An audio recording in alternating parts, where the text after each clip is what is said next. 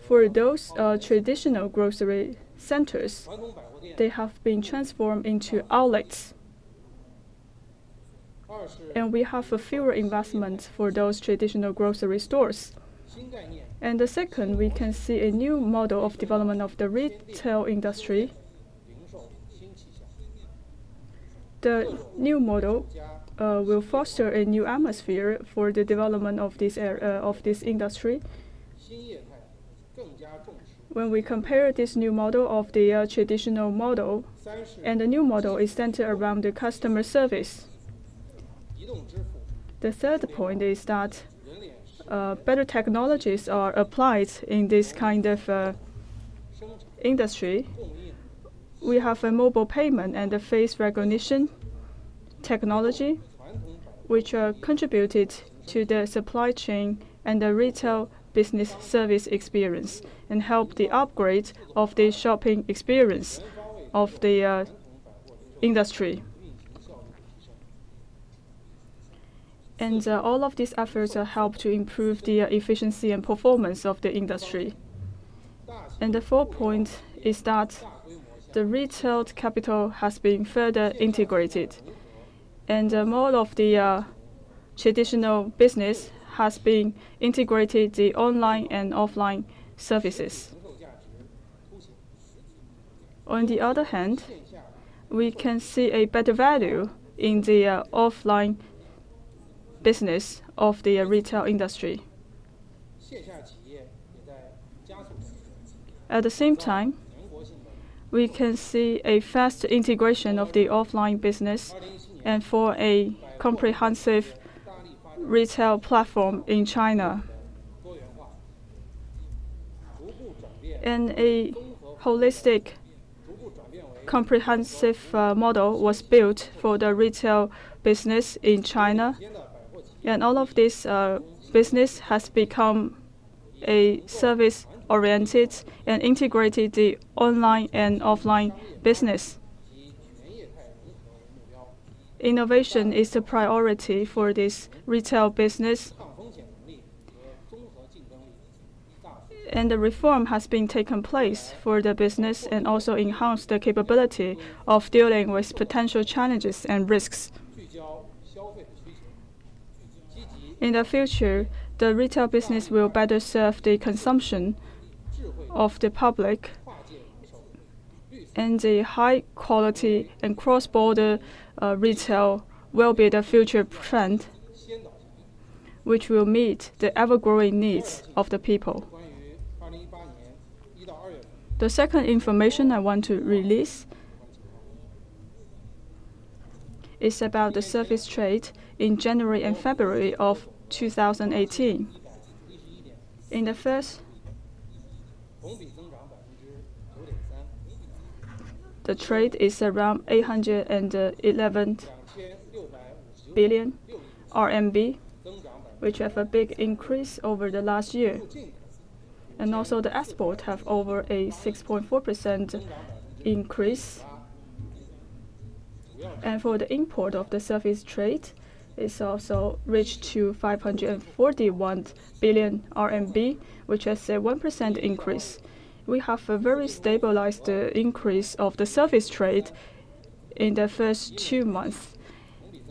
For the total volume of the service trade, we have a 9% increase, which reached the highest increase rate since June last year. For the import and export of the service trade, we have a very stable growth this year. Second, we see a very fast growth of the emerging service trade. And for the first 2 months, we have a 10.4% increase of the service trade for the emerging service trade, which reached to 256 billion RMB. And for the export, we have a 6.6% increase. And for the import of the emerging service trade, it is around 16.9% increase, which is around 150 billion RMB. In terms of the specific areas, we have an outstanding increase for the insurance area and the financial sector, which is 28% increase and 29% increase respectively. The third I want to mention is that we also see a fast increase of the traditional service trade.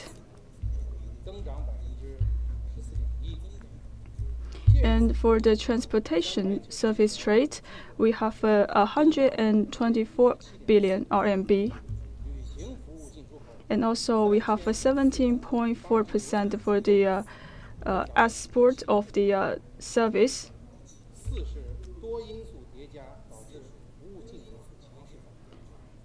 Due to the multi-factors, we do see a rapid development for the service trade. With the impact of the Spring Festival, we do see a fast increase of the importation of the service trade. And in February, we see this kind of import reach to 272 billion yuan, which has a 10% increase over January. But we see a slower increase of the service trade exports. With the impact of the Spring Festival, in the first 2 months, we have a 46% of the export of service trade. But for the concentrated export, we do have an increase.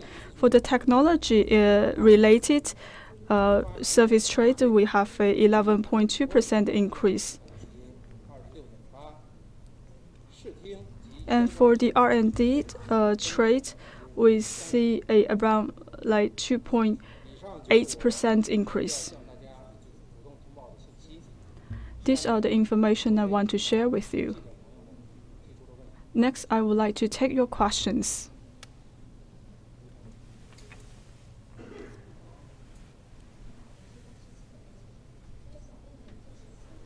This is from the CCTV News. Recently, we are talking about that for the US, they will release the list of products that will be affected by the tariff increase and extending the timeline from the 30 days to 60 days. So what is your perspective on that? We do realize some of the comments from the United States, and China still insists on our original stance. We hope the United States should see the perspective clearly and follow the trend of the globalization and the multilateral trade. We opposed the protectionism and the unilateralism of the United States. We hope the dispute can be solved of consultation and negotiation in order to maintain a sound US-China trade tie. Thank you. Thank you. This is from Economic Daily.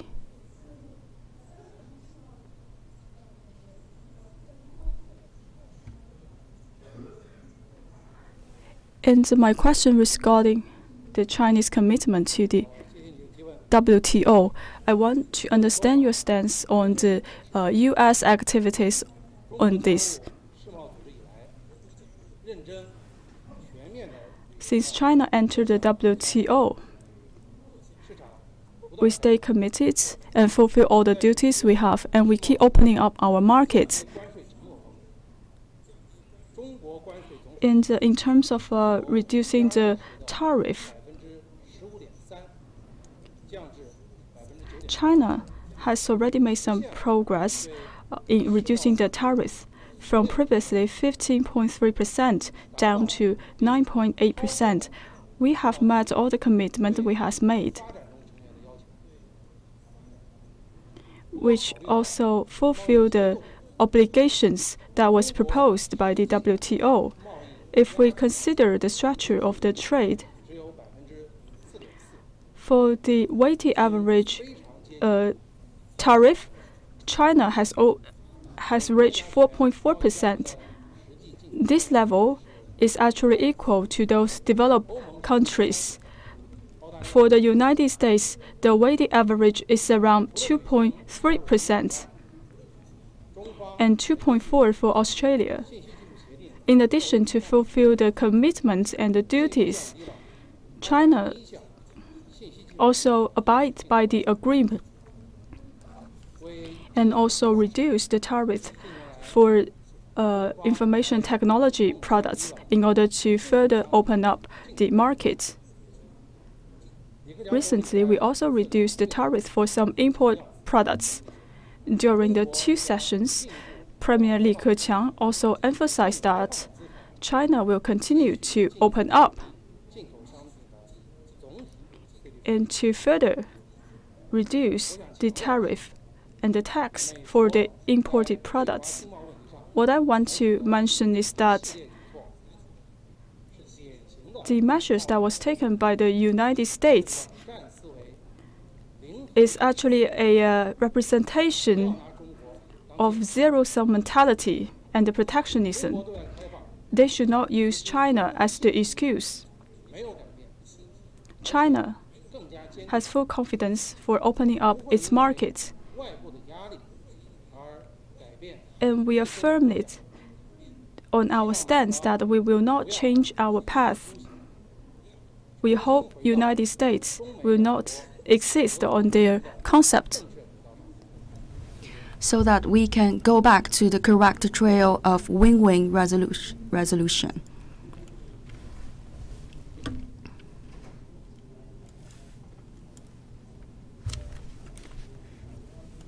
Thank you. We know that in the Uruguay round, that U.S. has promised that for the actions covered by the agreement,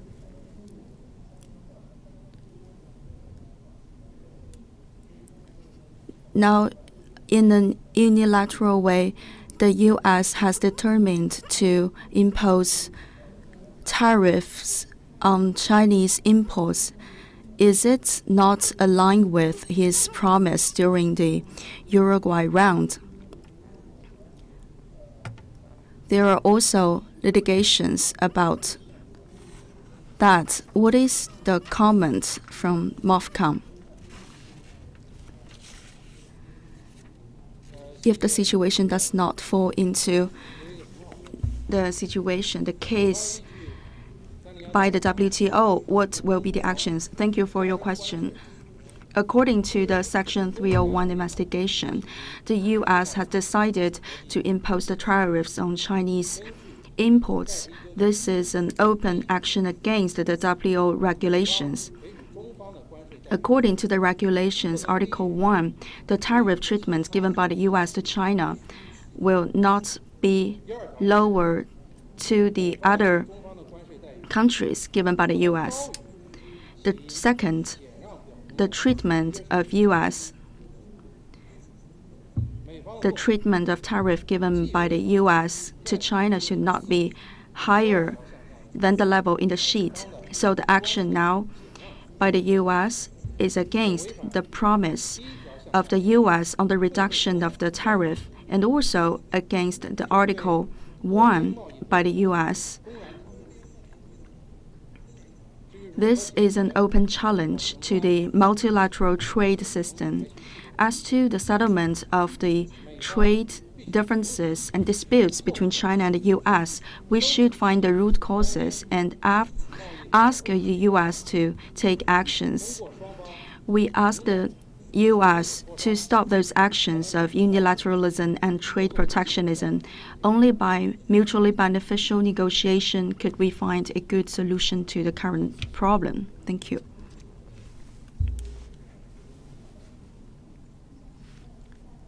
Thank you for your question.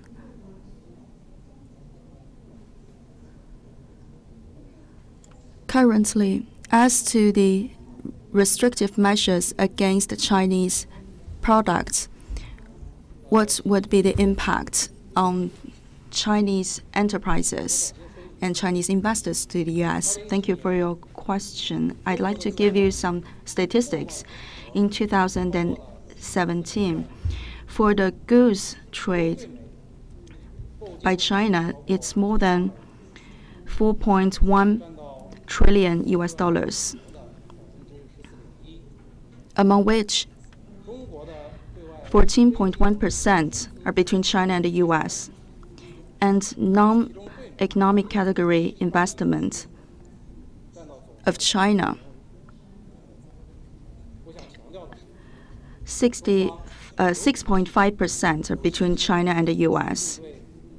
So China has the capability and the confidence to confront any forms of trade protectionism. The essence of the question is that the actions of the U.S. has turned a very bad chapter in our relations. This is an open violation of the WTO regulations, and it is also damage to the multilateral trading system, and is also an ignorance to the multilateral trade system.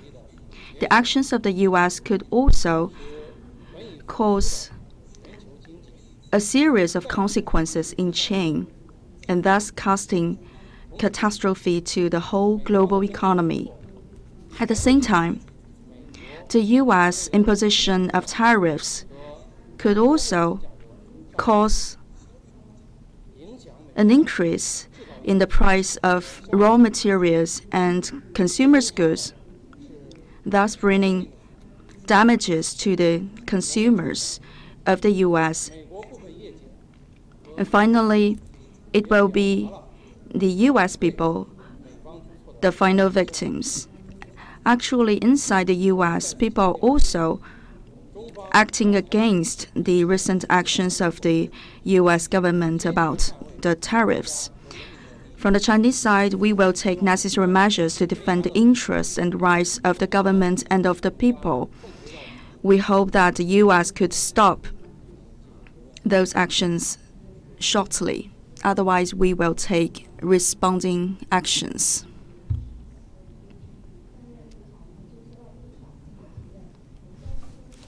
Thank you. People say that between the 23rd and 27th, the MOFCOM has sent a delegation to India. Could you please share with us more details about this delegation? What is the total volume of this agreement? And on the 24th of March, there's a ceremony of signature of agreements between China and India. Could you please give us more details? Thank you for your question. In order to strengthen the exchanges of trade between China and India, and to encourage enterprises from both sides to carry out pragmatic cooperation and to balance our trade, between the 23rd and 27th, we have organized a delegation of enterprises coming from petrochemical, agricultural, and other sectors. In total, there are more than 30 delegates going to India to have the bilateral exchanges. During this visit of the delegation, enterprises have signed more than 100 agreements with up to 1.3 billion yuan. Areas like pharmaceuticals, black tea are covered.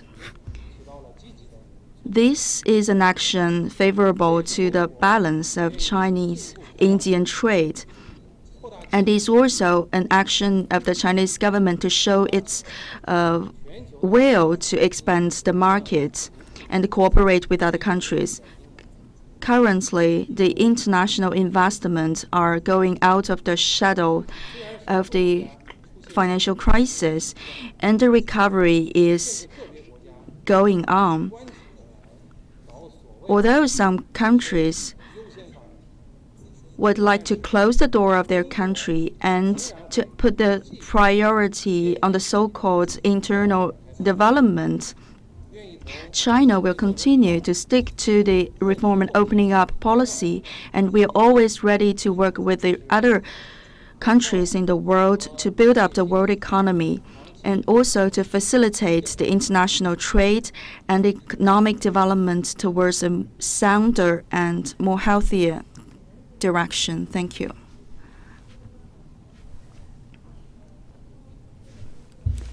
Thank you.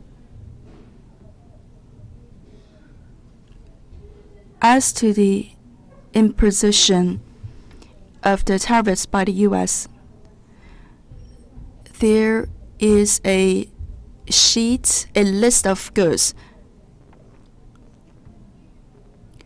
And when will it be published? And we know that the MOFCOM has declared in multiple occasions that we would not like to enter into a trade war. So what is the comment? Thank you for your question. As to the U.S. 232 action on steel and aluminum, the public comment period will end by the end of March. After the period, we will analyze the collected information and continue with the evaluation of the opinions. And by appropriate moment, we will publish a document on that. As to the possibility of upgrading U.S.-China trade conflicts, we have already made it clear that we would not like to enter into a trade war. China is active on developing global trade partnerships, and we'd like to have more convergence of interest with other countries in the world. We'd like to form new types of international relations, but we are not afraid of a trade war. We are opposed to certain action that people impose their own will onto the others, but we are also against the hegemony. We will never abandon the protection of our legitimate rights and interests. At any time, when necessary, we will take measures to defend our rights. We would like to suggest the U.S. to abandon any measures that would damage the bilateral interests of the two sides. Otherwise, they will just step on the feet of their own. The next question, please.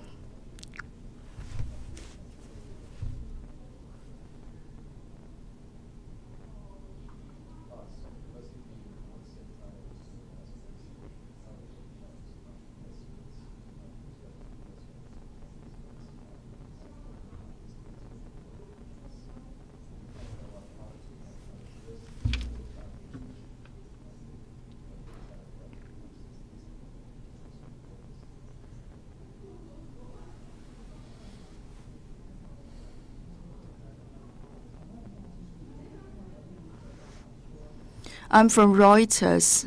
Now, I will translate the question of my colleague.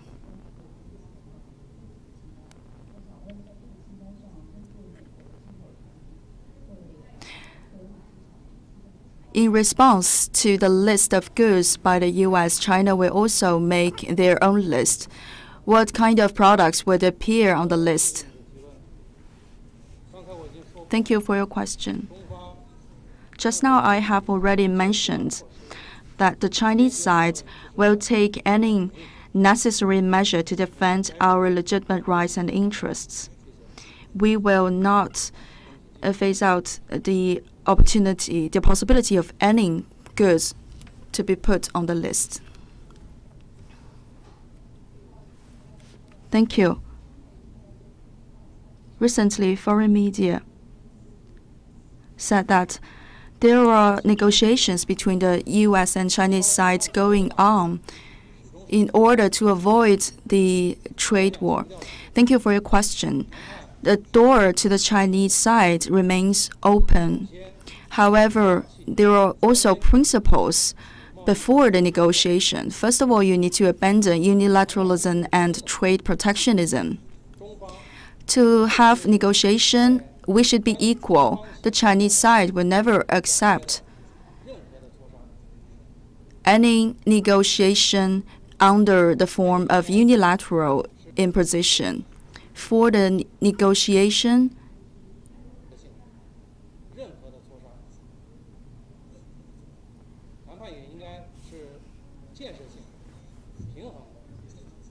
the negotiation should be balanced and constructive. It requires the joint efforts from both sides. We have worries that this trade war would engage more people. More people would become victims of the war. What is the comment of MOFCOM? Thank you for your question. Recently, as to the investigations of some countries on the anti-dumping, actually they are following the judicial procedure. This is a normal case. We will continue to adhere to the Chinese law and WTO regulations and to handle the case with justified investigations.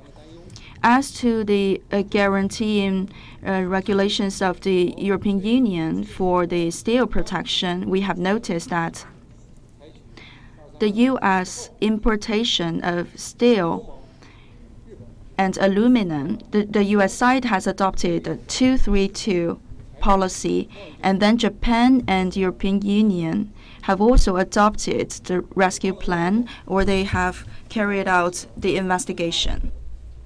For the behavior from the United States, just like open the box of Pandora, so it will cause a rippling effect, which will expand the trade protectionism around the globe. Overcapacity is a global issue, and we need joint efforts from everyone from the world. And for the measures to tackle this problem is not to close the door.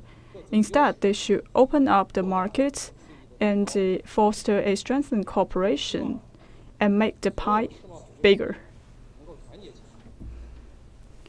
We hope that for all the WTO partners, they should work together and not affected by certain members. We should take a strong stance against the unilateralism and the trade protectionism and embrace the multilateral cooperation and globalization, as well as the liberation of the trade. By doing so, we can bring new momentum to the world trade and improve the livelihood of the livelihood. That's the end of the presser. Thank you.